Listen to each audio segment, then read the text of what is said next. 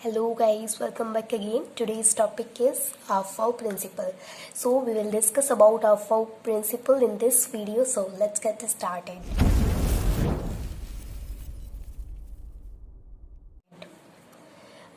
What is Aufbau principle? Aufbau principle क्या कहता है? इसको सिंपल लैंग्वेज में समझने के लिए मैं आपको एक स्टोरी की तरह बताती हूँ कि Aufbau principle क्या कहता है.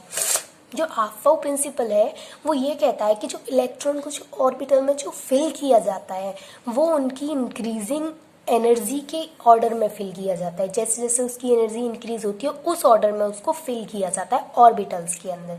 अब इसको डेफिनेशन के थ्रू देखते हैं. According to this principle the electron are filled in the orbitals in order of their increasing energies.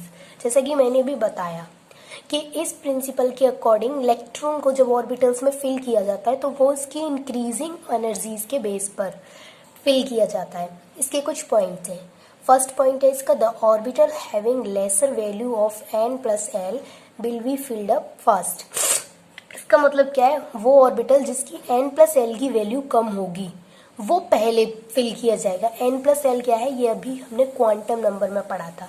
अगर आपने नहीं देखा तो आपको उस वीडियो का लिंक डिस्क्रिप्शन में भी मिल जाएगा. आप जा करके वहाँ देख लेना, आपको अच्छे से क्लियर हो जाएगा कि n और l क्या होता है. ठीक, तो ये जो फर्स्ट पॉइंट है ये क्या कहता है? The orbital having lesser value of n plus L will be filled up first. मतलब वो ऑर्बिटल जिसकी n प्लस एल की वैल्यू कम होगी वो पहले फिल किया जाएगा.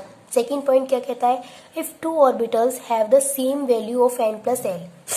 अगर दो ऑर्बिटल हमारे पास ऐसे हैं जिनकी n प्लस एल की वैल्यू सेम है फिर कौन सा फिल किया जाएगा? ये सेकेंड पॉइंट ये कह रहा है. तो यहाँ पे ये क्या कह रहा है कि if two orbitals have the same value of n plus l then the orbital having lesser value of n will be filled up first. अगर दो orbital same n plus l की वैल्यू रख रहे हैं तो उन दोनों में से जो n की वैल्यू कम रखेगा वो पहले फिल किया जाएगा. इसको एक एग्जाम्पल के थ्रू देखते हैं. तो यहाँ पर ये एग्जाम्पल है इसका 3D और 4P. ये जो 3D और 4P है इनकी सेम n प्लस एल की वैल्यू है. कैसे? देखो 3D और 4P. 3D के लिए n की वैल्यू क्या है यहाँ पे 3. D के लिए L की वैल्यू क्या होती है? हमने पढ़ा था एजीमुथल क्वांटम नंबर में. D के लिए n की वैल्यू क्या होती है? 0 से स्टार्ट होती है. 0 S के लिए 0, P के लिए 1 और D के लिए 2. अगर आपने नहीं देखी तो आप उसको देख लेना, तभी आपको ये अच्छे से क्लियर होगा कि n क्या है L क्या है. अदरवाइज आपको ये यही समझ में नहीं आएगा कि ये वैल्यू कहाँ से आ गई. 4P के लिए देखते हैं. इसके लिए n की वैल्यू हो गई 4. P के लिए L की वैल्यू क्या होती है? तो L की वैल्यू हमेशा 0 से स्टार्ट होती है. तो S के लिए 0, P के लिए 1. तो L की वैल्यू क्या हो गई 1. अब इन दोनों की n प्लस एल की वैल्यू देखते हैं. तो 3 प्लस 2 5, 4 प्लस 1 1. तो इन दोनों की जो वैल्यू है वो सेम है. ये सेकंड पॉइंट यही तो बोल रहा है कि अगर दोनों की n प्लस एल की वैल्यू सेम हो तो कौन सा फिल किया जाएगा? जिसकी n की वैल्यू कम हो.